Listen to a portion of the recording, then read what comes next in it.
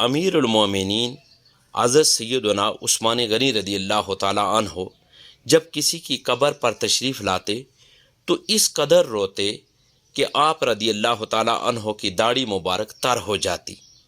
آپ سے عرض کی گئی، جنت و دوزخ کا تذکرہ کرتے وقت آپ نہیں روتے مگر قبر پر بہت روتے ہیں، اس کی وجہ کیا ہے؟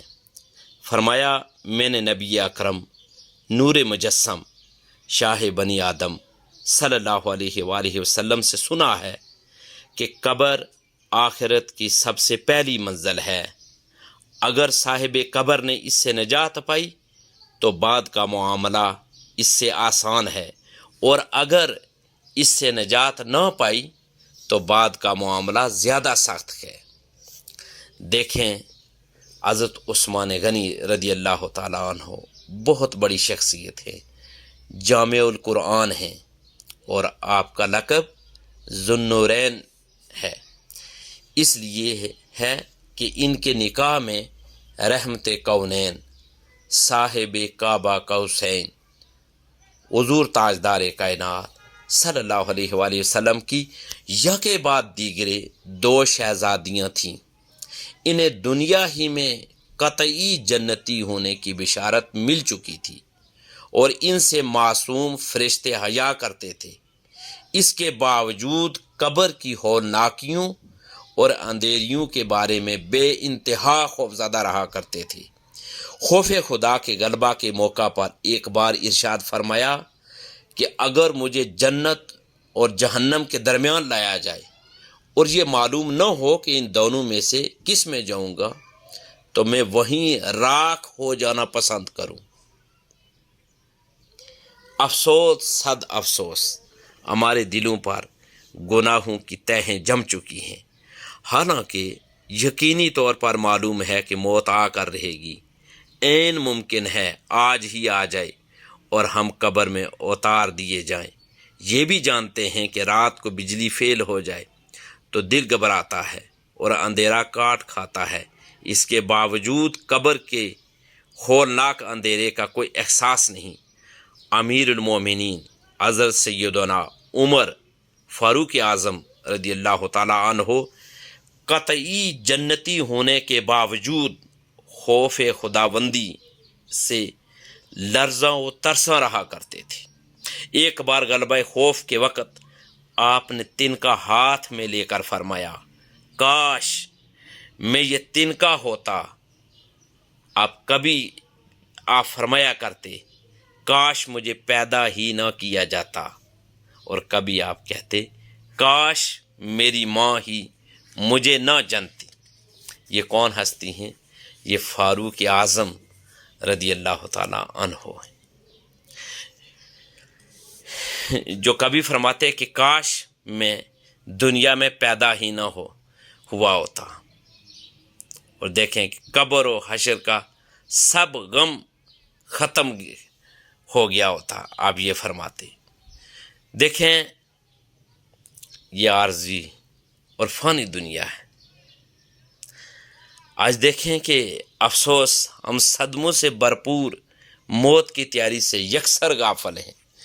دنیا کی ہر وہ چیز جس سے زندگی میں آدمی کو محبت ہوتی ہے، مرنے کے بعد اس کی یاد تڑپاتی ہے، اور یہ صدمہ مردہ کے لیے ناقابل برداشت ہوتا ہے۔ اس بات کو یوں سمجھنے کی کوشش کیجئے کہ جب کسی کا پھول جیسا اکلوتا بچہ گم ہو جائے تو وہ کس قدر پریشان ہوتا ہے، اور اگر ساتھ ہی اس کا کاروبار وغیرہ بھی تباہ ہو جائے تو اس کے صدمے کا کیا عالم ہوگا۔ نیز اگر وہ افسر بھی ہو اور مصیبت بالائے مصیبت اس کا وہ عہدہ بھی جاتا رہے تو اس پر جو کچھ صدمے کے پہاڑ ٹوٹیں گے اس کو وہی سمجھے گا۔ اب چونکہ آدمی کے مر جانے کے باوجود اس کی عقل سلامت رہتی ہے، لہٰذا اس کو والدین، بیوی، بچوں، بھائی بہنوں اور دوستوں کا فراق، نیز گاڑی، لباس، مکان، دکان، فیکٹری، عمدہ پلنگ، فرنیچر، کھیل کود کا سامان، کھانے پینے کی چیزوں کا ذخیرہ، خون پسینے کی کمائی، عہدہ وغیرہ، ہر چیز کی جدائی کا صدمہ ہوتا ہے، اور جو جتنا زیادہ راحتوں میں زندگی گزارتا ہے، مرنے کے بعد ان آسائشوں کے چھوٹنے کا صدمہ بھی اتنا ہی زیادہ ہوگا۔ جس کے پاس مال و دولت کم ہو اس کو اس کے چھوٹنے کا غم بھی کم، اور جس کے پاس زیادہ ہو اس کو چھوٹنے کا غم بھی زیادہ۔ حجت الاسلام حضرت سیدنا امام محمد غزالی رحمۃ اللہ علیہ فرماتے ہیں، یہ انکشاف جان نکلتے ہی تدفین سے پہلے ہو جاتا ہے، اور وہ فانی دنیا کی جن جن نعمتوں پر مطمئن تھا ان کی جدائی کی آگ اس کے اندر شعلہ زن ہوتی ہے۔ دیکھیں، مومن کی قبر وہ سبزہ زار ہوتی ہے۔ کیا بات ہے مومن! جس مسلمان نے صرف حسب ضرورت دنیا کی چیزوں پر اکتفا کیا وہ ہلکا پھلکا ہوتا ہے۔ موت اس کے لیے وصال محبوب کا پیام لاتی ہے۔ جو اللہ تبارک و تعالیٰ کے نیک بندے ہوتے ہیں، جنہوں نے دنیا کے مال و اسباب سے دل نہیں لگایا ہوتا، انہیں مال چھوٹنے کا صدمہ بھی نہیں ہوتا، اور قبر میں ان کے خوب مزے ہوتے ہیں، جیسا کہ سرکار انعامدار مدینہ کے تاجدار حضور تاجدار کائنات صلی اللہ علیہ وآلہ وسلم کا فرمان عالی شان ہے، مومن اپنی قبر میں 70 آتھ کے سبزہ زار میں پھرتا رہتا ہے، اور اس کی قبر 14ویں کے چاند کی طرح ہوتی ہے۔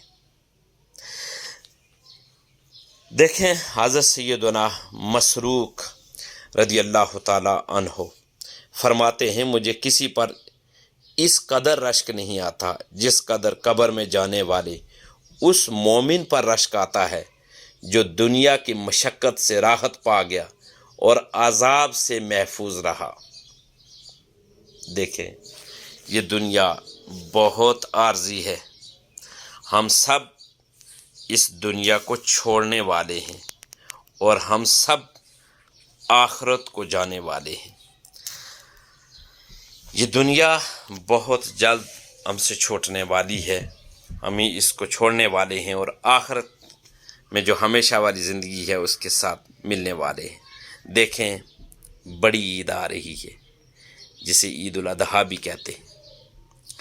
یہ بہت خوبصورت موقع ہے۔ دیکھیں، اس بارے میں علماء اور عرفاء فرماتے ہیں کہ جیسے ہی ذو الحجہ کا چاند نظر آئے، دلوں میں نور، زبان پر ذکر اور عمل میں خلوص پیدا ہو جانا چاہیے۔ ہر ایک کی خواہش یہ ہے کہ 3 یہ باتیں ضرور کرے، ایک نیت، اور کوئی ایک عمل، کوئی ایک وظیفہ اس کا انتخاب کر لے۔ نیت کیا ہے؟ نیت ہم میں سے ہر ایک شخص کو یہ کرنی چاہیے۔ ویسے آپ نے اپنے طور پر جو آپ نیت ہے، کوئی اچھی نیت، بلکہ نیتیں کر لیں۔ ایک اچھی نیت یہ ہو سکتی ہے کہ آپ اللہ تبارک و تعالیٰ کی بارگاہ میں جھک جائیں اور عرض کریں، اے اللہ، اس ذو الحجہ یعنی اس مہینے کو میری زندگی کی نیکیوں کی بہار بنا دے، میرے گناہوں کو بخش دے، میری قسمت سنوار دے، اور مجھے اپنی رضا کا لباس عطا فرما۔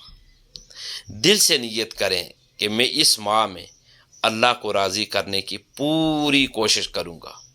میری زبان ذکر میں، آنکھیں آنسو میں، دل عاجزی میں، اور ہاتھ دعا میں مشغول رہیں گے۔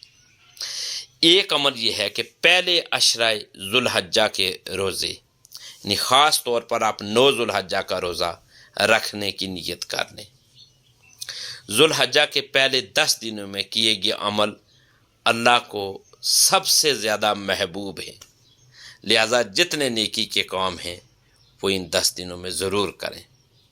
دیکھیں، 9 ذو الحجہ کا روزہ جو یوم عرفہ کا روزہ ہے، اس بارے میں حدیث پاک ہے کہ یہ روزہ پچھلے سال اور اگلے سال کے گناہوں کا کفارہ بن جاتا ہے۔